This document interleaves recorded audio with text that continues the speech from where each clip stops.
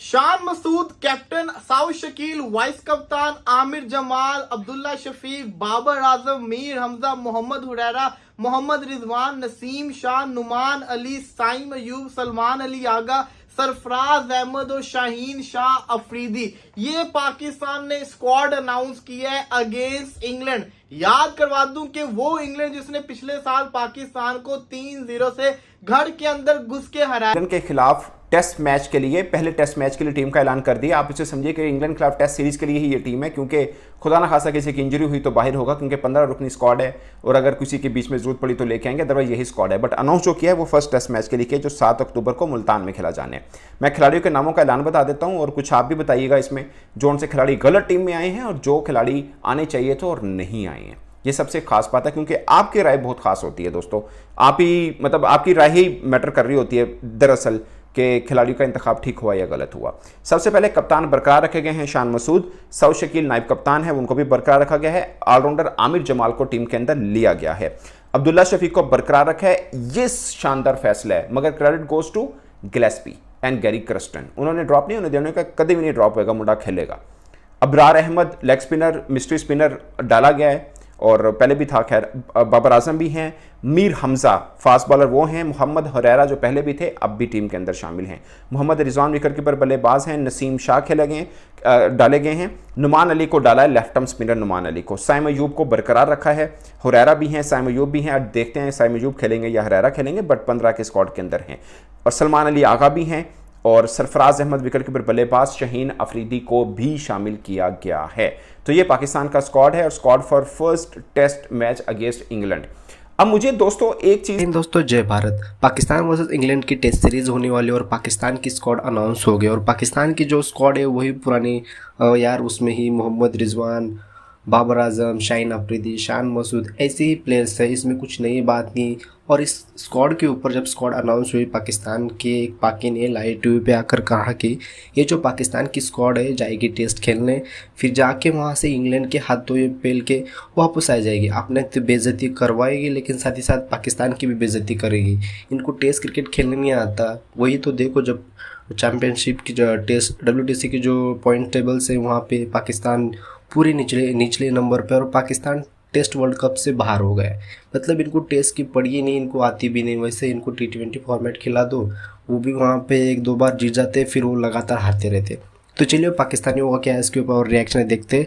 Video को like share, channel को subscribe करना ना था। उस इंग्लैंड के खिलाफ पाकिस्तान ने स्क्वाड अनाउंस किया जिसके अंदर आपके जो ओपनिंग पेयर है साइम अयूब, अब्दुल्ला शफीक, जो कि अभी बांग्लादेश वाली सीरीज में नहीं चले थे। अब्दुल्ला शफीक की पुअर परफॉर्मेंस थी। इमामुल हक को फिर से नहीं टीम में रखा, जो कि पाकिस्तान के जिसके सबसे ज्यादा अच्छे स्टैट्स हैं। यही नहीं, चैंपियंस कप के अंदर जिस बल्लेबाज ने सबसे अच्छी परफॉर्मेंस करके दिखाई, कामरान गुलाम ने, उसको भी नहीं रखा। क्या फायदा हुआ पाकिस्तान का चैंपियंस कप करवाने का? क्या फायदा हुआ पाकिस्तान को, जिसको कहते हैं ना ये इवेंट्स करवाने का, जबकि पाकिस्तान उन्हीं प्लेयर के साथ जाता है जो कि पहले से टीम के अंदर हो। देखा जाए खुर्रम शहजाद जिसने पिछले सीरीज के अंदर शानदार परफॉर्मेंस दिखाई थी, वो भी इसका हिस्सा नहीं है। कहा जा रहा है कि उसको इंजरी है। अब जरा इस टीम को गौर से देखिए, इसके अंदर एडिशन हुआ है। खुर्रम शहजाद बाहर हुए, नुमान अली जो कि आपको पता ही है कि पाकिस्तान के पुराने एक स्पिनर है, उनको टीम में वापस लाया गया कि ताकि अपनी स्पिन के डिपार्टमेंट को स्ट्रॉन्ग किया जाए।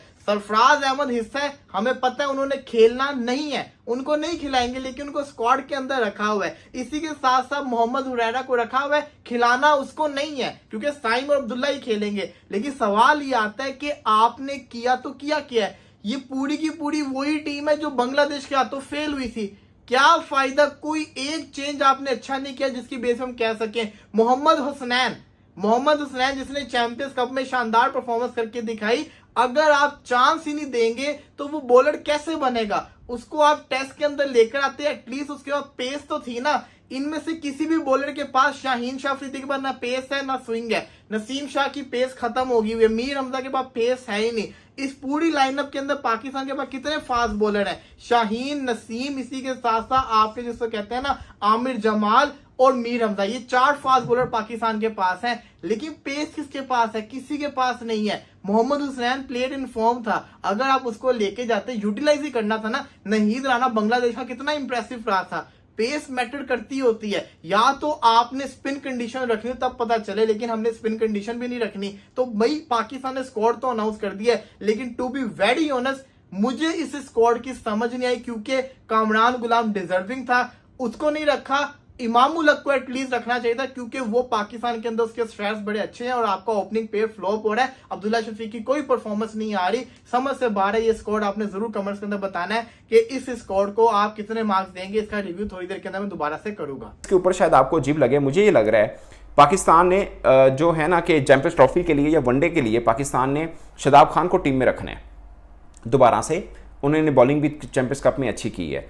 माई पॉइंट कि आप उनको किस तरह से ले रहे हैं, एज ए बैट्समैन क्योंकि आप पहले एज ए बैटर खिलाया उनको, या एज ए स्पिनर, या एज ए स्पिन ऑलराउंडर।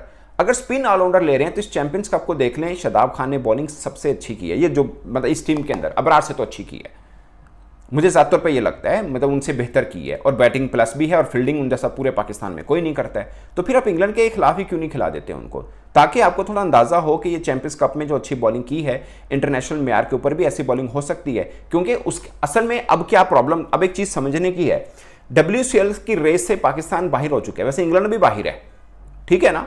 तो चैंपियंस ट्रॉफी को क्यों ना हम नजर में रखें। अब आप मतलब सारे मैच जीत भी जाएं तब भी आपका 59% विन बनती है, जबकि श्रीलंका अच्छा बन चुका हुआ है, इंडिया तो टॉप के ऊपर है, ऑस्ट्रेलिया है, इसके अलावा साउथ अफ्रीका भी रेस में लगा हुआ है, हमारी बारी कहीं नहीं है।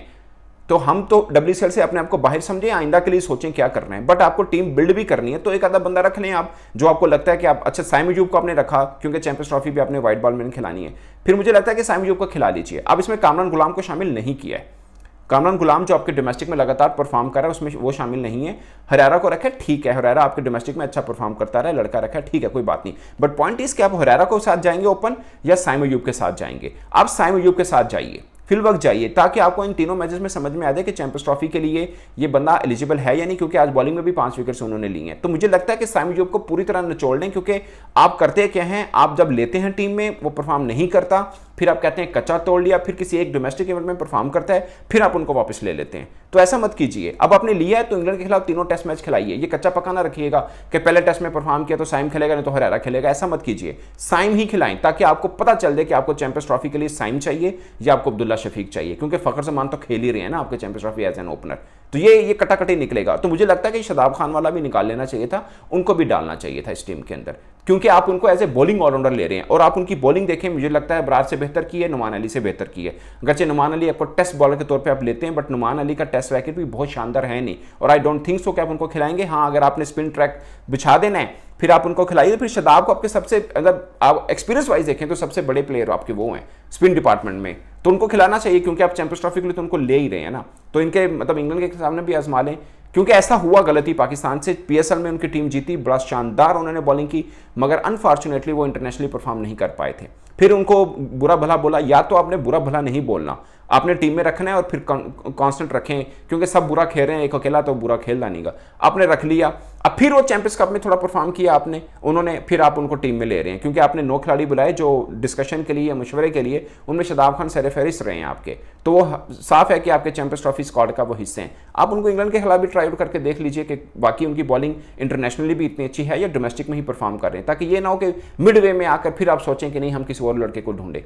तो ये एक मुझे लगता है कि ये चीज़। दूसरा, कामरान गुलाम के साथ ज्यादती है कि आप उनको नहीं ले रहे हैं। मैं दोबारा पढ़ लूँ, मुझे लगा कि कामरान गुलाम नहीं है टीम में, अगर है तो ठीक है, पर मुझे अभी भी फील हो रहा है कहीं मैंने गलती तो नहीं कर ली है। शान मसूद, सऊद शकील, आमिर जमाल, अब्दुल्ला शफीक, अबरार अहमद, बाबर आजम, मीर हमजा, मोहम्मद हरारा, मोहम्मद रिजवान, नसीम शाह, नुमान अली, साइम अयूब, सलमान अली आगा, सरफराज अहमद, शाहीन शाह अफरीदी। नहीं है जी, कामरान गुलाम नहीं है। तो दोस्तों, इस पर आप अपनी राय जरूर बताइएगा कमेंट बॉक्स में, और मुझे इस बात पर खास करके कौन सा लड़का इसमें गलत आया और कौन सा लड़का जो डिजर्व करता था उसको होना चाहिए और वो इसमें नहीं है। आप अपनी राय कमेंट बॉक्स में बताइएगा। मेरी तरफ से इतना ही, इजाजत दीजिए, अल्लाह हाफिज़। दोस्तों, आपको क्या लगता है पाकिस्तान की जो स्क्वाड है इस बार इंग्लैंड को हरा पाएंगे टेस्ट में? वैसे तो WTC से बाहर हो गए, लेकिन उनकी उम्मीद है, 1% चांस है अभी भी पाकिस्तान को।